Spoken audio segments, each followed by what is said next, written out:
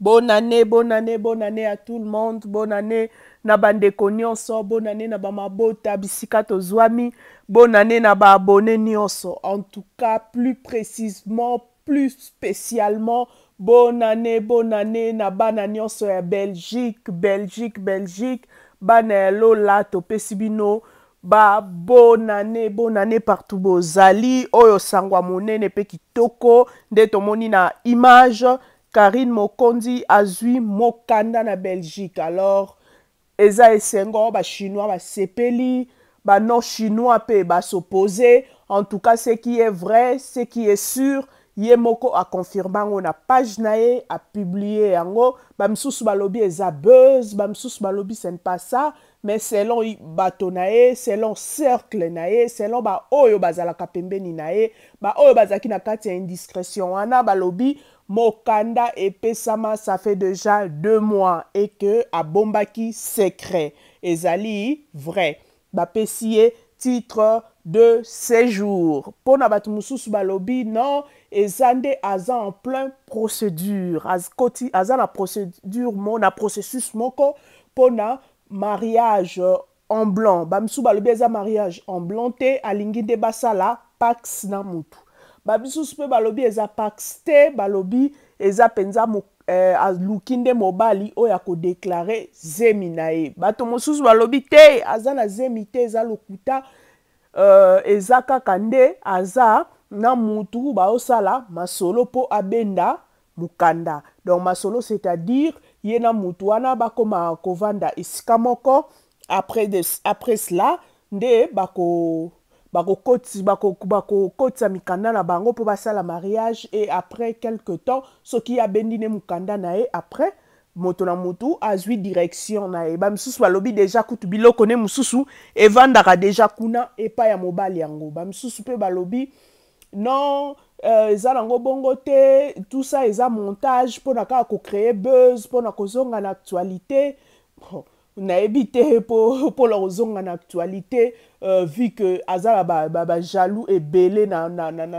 sur internet je vois pas pourquoi akokende kotouche sujet oyo eza très sensible ndenge wana na vie na ye oyo ayebi ke babundisaka likambo yango mingi comme ça ke aya su kobimisa yango na ntango ke bazoluka nanu babongisa masolo wana peut-être c'est vrai aussi ekokozala nango mpe ta mosusu bapesaki ye peut-être aussi la lettre est arrivée les 30 le temps peut-être que son avocat atanga yango ta mosusu avocat ne afongola ye balettre lobi peut-être lobi na butu abengi ye mpo informe ye yango ye lelo na ntongo peut-être apublie on ne sait jamais mpo toyebi lelo administration awa na Belgique eza ya kokanga babiro nyonso eza ya kokanga lelo na misala eza te donc lobi ezalaki demi-journée donc je pense pas que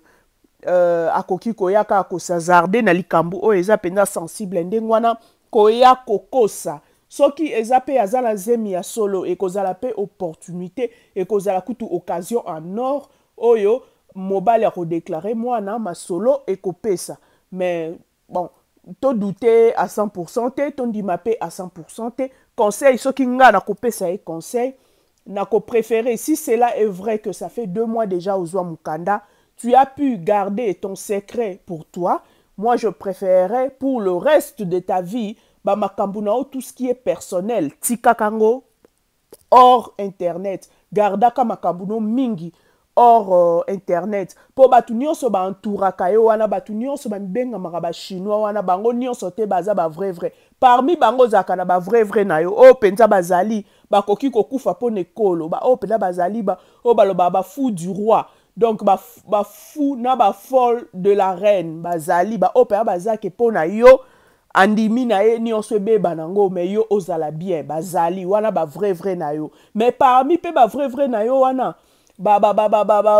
mbuma ya mabe pe bazalaka o aza wana kaka pona ko récolter ba information na yo pona ko memaka pa banguna na yo donc faut faire très attention place wana ko eba ko distinguer ba oyo ya malamu na ba oyo ya mabe balobaka mutu nyonso te o abengaka ko na telefone elingi koloba ye nde alingaka yo mosusu mpe ezali alingaka yo mais azalaka nde na